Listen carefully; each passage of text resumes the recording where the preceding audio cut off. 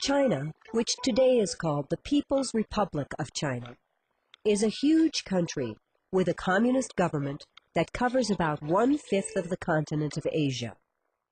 Today, at the start of a new millennium, China is home to 1,300,000,000 people, roughly 1/5 of the world's population. China is bordered by 14 different nations.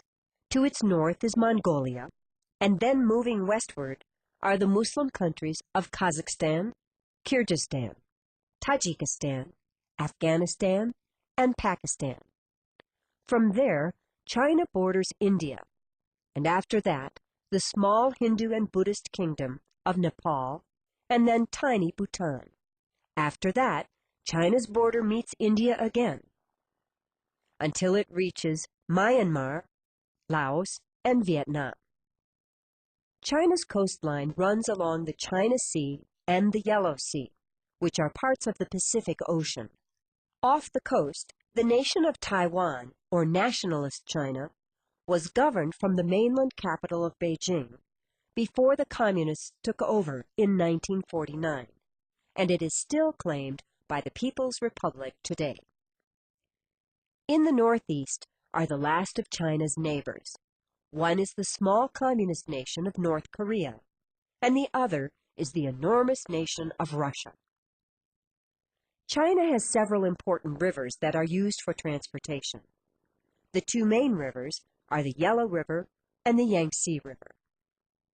Huge parts of China are very dry and quite thinly populated, such as the region near the vast Gobi Desert and the high, very cold Tibetan Plateau that runs along the towering peaks of the Himalayan mountains that are the highest mountains on Earth. Most of China's citizens live in the eastern third of the country, where the best land for farming is found. Almost all of the most well-to-do Chinese live in huge cities such as Beijing, Hong Kong, and Shanghai.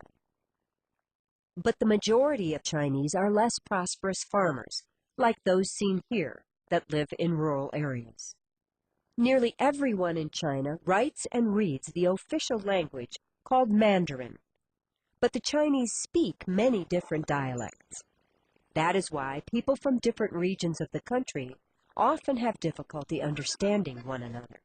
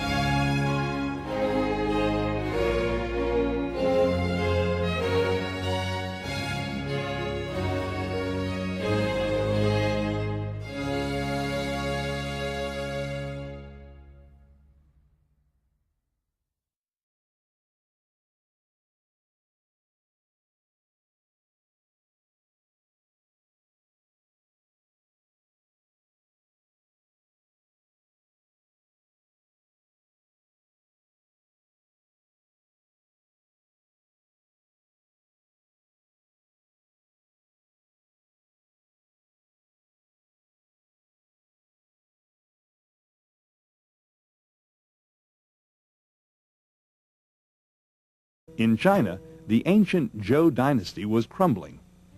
Political power lay with large local landowners who formed the noble and warrior classes of a feudal system. These warlords constantly fought each other, while the peasant farmers, the vast majority of the people, struggled to survive under conditions of heavy taxation and frequent violence. Perhaps in response to this chaos, two great Chinese masters emerged, Lao Tzu and Confucius. Both were concerned with how people should conduct themselves and how states should be governed. Lao Tzu, the founder of Taoism, advised his followers to reject the world instability by turning away from it. For Lao Tzu, the ideal life is one of simplicity and quiet, lived in harmony with nature. The ideal government would interfere in people's lives as little as possible. Governing a large country is like frying a small fish. You spoil it with too much poking. Confucius suggested a different path. He advised active but scrupulously moral and humane involvement in worldly matters. The ancients who wished to illustrate the highest virtue first ordered well their own states. Wishing to order well their states, they first regulated their families. Wishing to regulate their families, they first cultivated their own selves. Wishing to cultivate their own selves, they first rectified their hearts.